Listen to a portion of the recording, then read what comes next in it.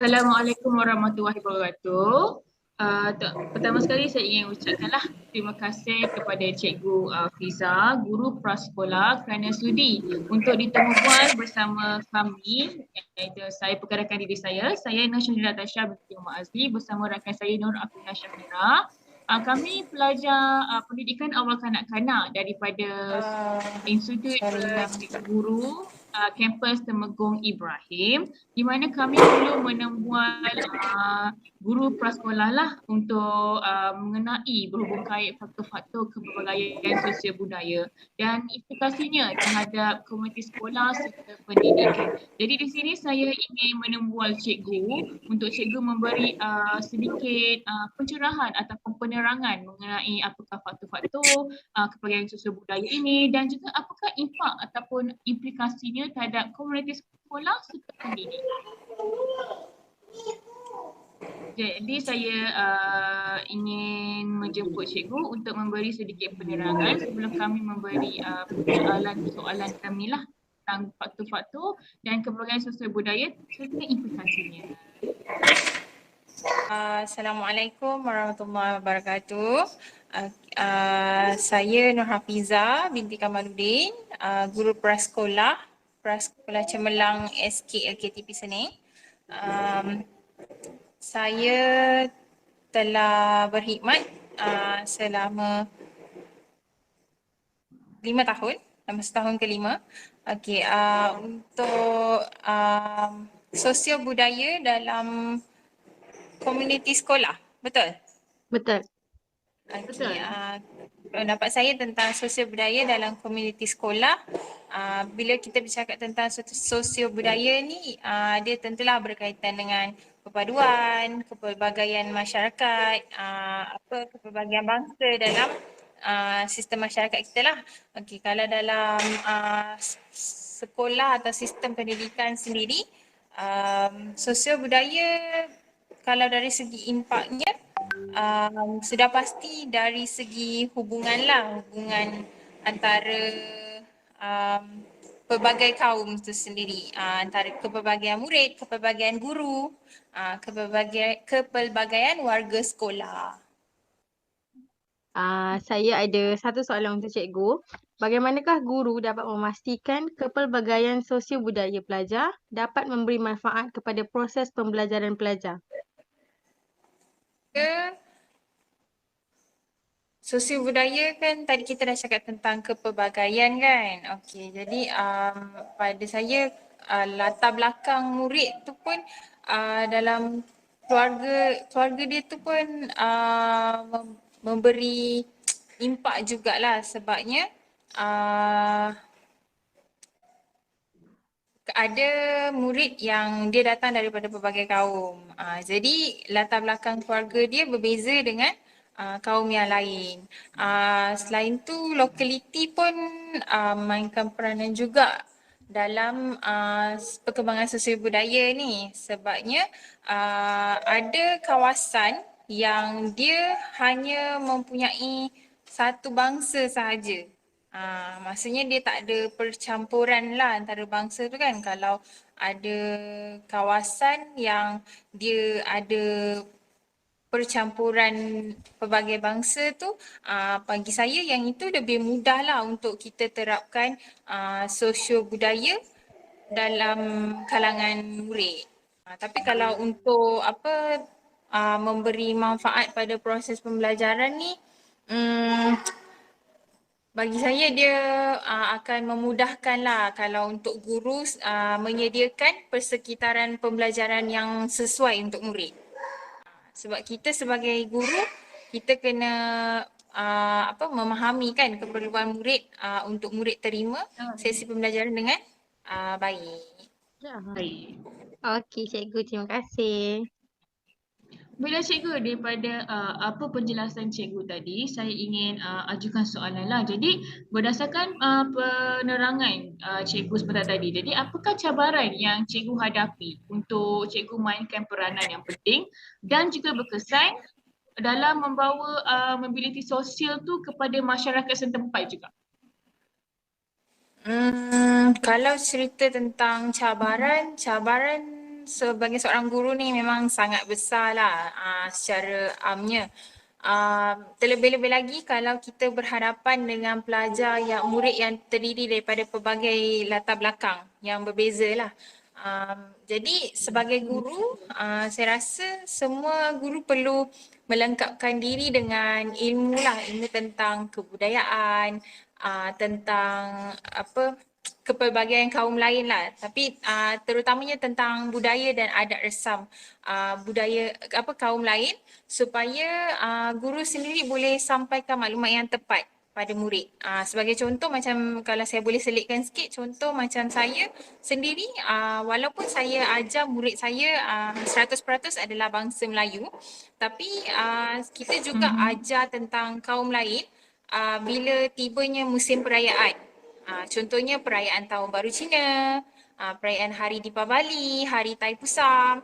Kalau perayaan-perayaan besar ni biasanya mereka tahu. Tapi kalau contohnya macam perayaan Hari Taipusam ataupun Hari Cap Gomeh, biasanya memang murid akan tertanya-tanya. Dia tahu cuti je tapi dia tak tahu apa tu perayaan Taipusam, apa itu perayaan Cap Gomeh. Macam itulah. Jadi kalau bagi saya, guru memang perlu ambil tahu supaya barulah guru boleh terangkan apa yang dilakukan pada hari perayaan tersebut pada murid. Cikgu. Okey, saya ada soalan lagi, Cikgu. Apakah faktor yang terdapat dalam kepelbagaian sosio-budaya? Faktor kepelbagaian sosio-budaya, yang pertama sekali bangsa. Bangsa maksudnya macam yalah, kaum lah kan, kita ada kaum Melayu, kaum Cina, India, kalau kat Sabah Sarawak kita ada lain-lain. Kalau yang keduanya ada agama atau kepercayaan.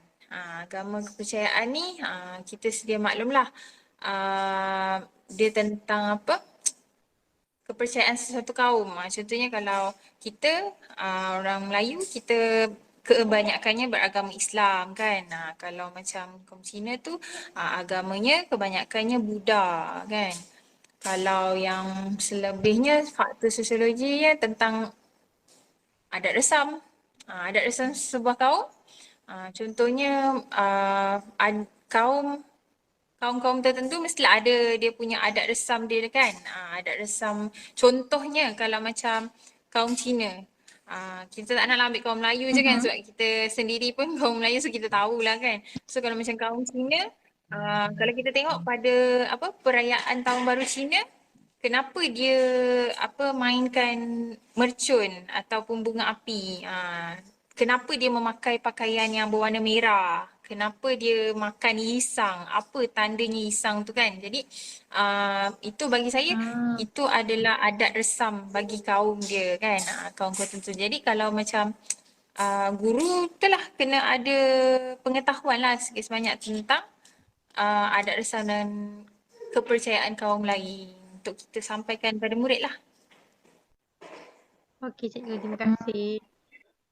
Jadi dari penerangan cikgu tadi, apakah contoh aktiviti yang boleh cikgu beri kepada kami lah, aktiviti yang sesuai untuk dijalankan dalam kelas untuk pelajar yang berbidang kaum dalam kelas tu, untuk sedarkan mereka tentang sosio budaya ni? Antara cadangan aktiviti yang boleh dilakukan dalam sesi pembelajaran atau dalam kelas,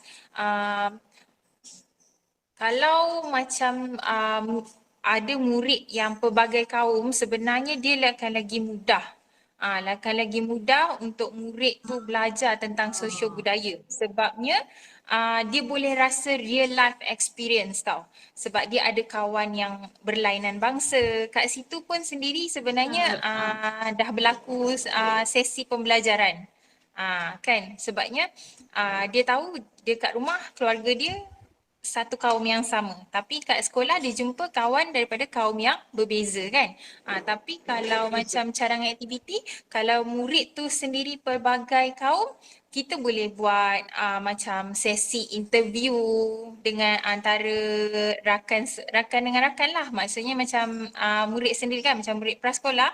Saya pernah buat sebenarnya aktiviti ni untuk tema kawan, tapi kalau dia berlainan kaum lagi seronok lah sebenarnya, sebabnya dia boleh lah tanya dengan kawan dia, awak kaum apa, daripada bangsa apa agama awak kan. Sebenarnya murid prasekolah dia dah boleh dah menjalankan temu bual macam tu. Jadi antara cadangan aktivitinya itulah berlakon seolah-olah macam saya seorang wartawan ke kan, macam tu. Tapi kalau untuk murid yang Benar cikgu. satu kaum saja yang dia tak adalah pelbagai kaum kan. Contoh macam sekolah saya, dia memang 100% semuanya muridnya adalah kaum Melayu. Jadi kalau macam aktiviti untuk sosio budaya ni, biasanya kita akan buat berkenaan dengan perayaan lah. Perayaan, kalau perayaan yang utama tu memang kita sambut dan kita buat dia punya apa kita panggil kita panggil dia punya keutamaan masa perayaan tu. Contohnya kalau macam perayaan Hari Raya Aidilfitri, kita akan buat ketupat kan. Tapi kalau perayaan Tahun Baru Cina, kita akan buat tanglong. Kalau macam Hari Deepavali, kita akan buat kolam. Kita akan ajak murid buat kolam. Kalau macam perayaan Taipusam, mungkin boleh buat aktiviti ataupun boleh juga macam sekolah saya dia ada TV, jadi boleh banyak ni lah bagi murid tonton video video macam mana kaum tersebut meraihkan perayaan, ataupun tengok macam saya pernah juga buat lawatan virtual. Lawatan virtual tu maksud dia macam kita tengok satu dokumentari tentang adat sesebuah kaum. Contohnya macam Sabah dan Sarawak kan, kalau kaum Iban, kaum Melanau, saya pernah buka satu dokumentari untuk murid-murid ni tengoklah. Okay. Tapi dokumentari yang tak berat lah, yang ringan-ringan saja. Aktiviti-aktiviti yang cikgu beri tadi kan, ada tak sudut positif dan negatif dari aktiviti-aktiviti yang cikgu cadangkan? Maksudnya kalau kita buat kita beri Sudut positif dan negatif yang aktiviti yang cikgu buat tadi tu. Okey, sudut positif dan sudut negatif. Okey, kalau dari segi sudut positifnya, murid dapat mengetahui lah, sebabnya khususnya contoh yang murid yang tak ada kepelbagaian kaum dalam persekitaran dia. Contohnya macam murid sekolah saya, dia tak pernah tahu pun apa tentang kaum yang berada di Sabah dan Sarawak. Jadi dari segi sudut positifnya, kat situ murid dapat pengetahuan. Maksudnya tak adalah murid akan kekal dengan mentaliti. Mungkin selama ni dia fikir, oh kaum ni mungkin macam ni sahaja. Tapi setelah dia belajar, oh baru dia tahu yang kaum ni sebenarnya menarik. Unik sebenarnya kaum ni. Contohnya macam itulah dari segi positif, sudut positif. Dan saya rasa satu lagi yang kalau saya boleh terapkan sekali dengan nilai lah. Sudut positifnya murid akan lebih menghormati lah. Nilai menghormati tu akan lebih tinggi. Sebab kalau sebelum ni dia tak tahu, jadi dia macam tak kisah, mungkin dia rasa macam tak penting ataupun tak kisah lah kan, tak peduli, tak ambil peduli. Tapi kalau lepas dia dah tahu, dia dah dapat pengetahuan tentang sesuatu kaum tu, jadi dia lebih peka untuk hormat, untuk ambil peduli, untuk sama-sama meraihkan dengan cara masing-masing. Kalau dari sudut positif, sudut negatif kalau sudut negatifnya pula bagi saya, sudut negatif aktiviti mungkin kalau kanak-kanak dia akan mudah keliru tentang kepelbagaian agama.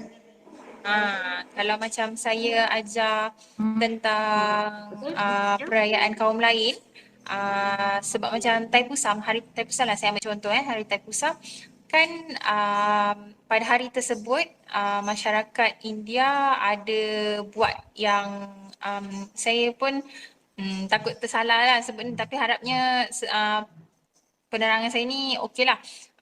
Dia ada cucuk dekat badan dia tu kan, ada letak satu alat dekat badan dia tu untuk Ya, betul hapuskan betul busa. betul. Jadi macam murid saya hari tu dia ada tanya, cikgu kenapa dia buat macam tu? Tak sakit ke? Lepas tu kenapa?